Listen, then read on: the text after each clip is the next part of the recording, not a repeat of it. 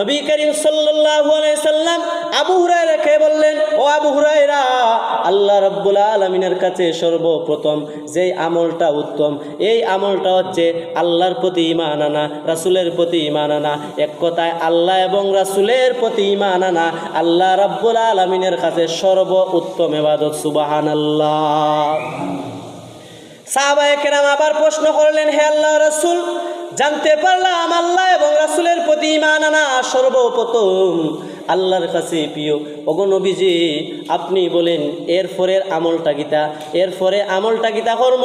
আল্লাহ রাব্বুল আলামিন কোন আমল করলে এর দ্বিতীয় আমল করলে পছন্দনীয় হয়?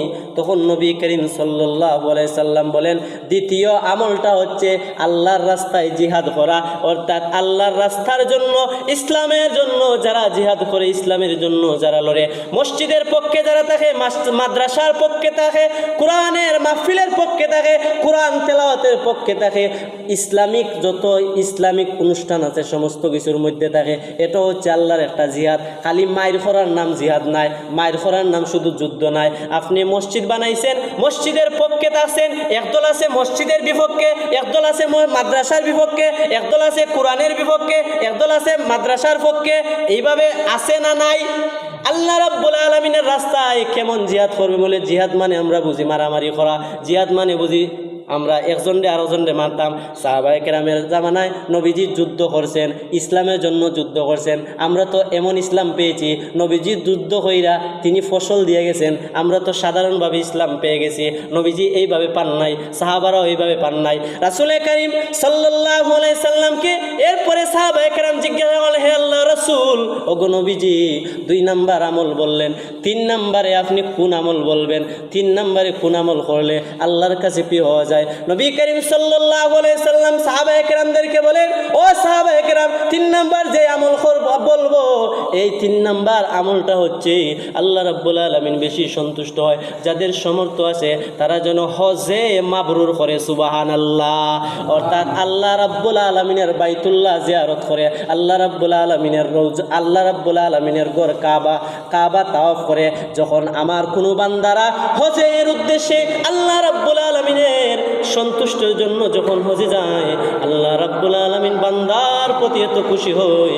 আল্লাহ রাব্বুল আলামিন বলেন, সন্তান যখন মায়ের পেট থেকে বের হয়, মায়ের পেট থেকে সন্তান বের হওয়া অবস্থায় যেইভাবে নিষ্পাপ থাকে, আমার বাইতুল্লাহ হজ তাওয়াফকারী আমার বান্দা যখন দেশের উদ্দেশ্যে রওনা হয়, আমি আল্লাহ রাব্বুল আলামিন একজন সন্তান যেইভাবে নেককার থাকে, বেগুনাহ থাকে, আমার বান্দাকেও আমি বেগুনাহ হিসাবে কবুল করি। সুবহানাল্লাহ।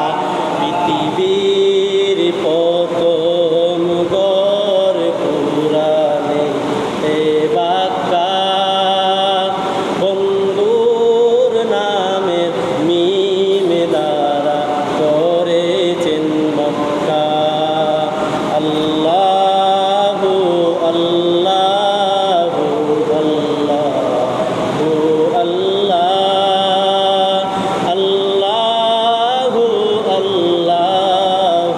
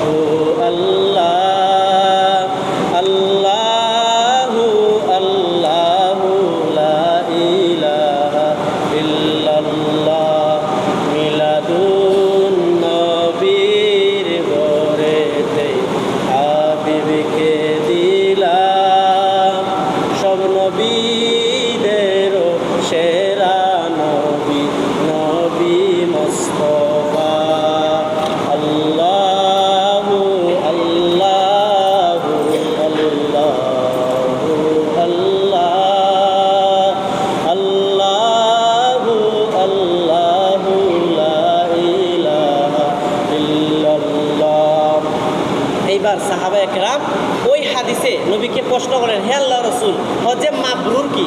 বলে হজ্জে মাবরুর হচ্ছে ধৈর্য ধরা, নেক কাজ করা, অন্যকে খাওয়ানো। যতক্ষণ মানুষের নেক কাজ করবে হজ করার পরে তাকে হজ্জে মাবরুর বলা হয়। বলেন সুবহানাল্লাহ। এখন আসেন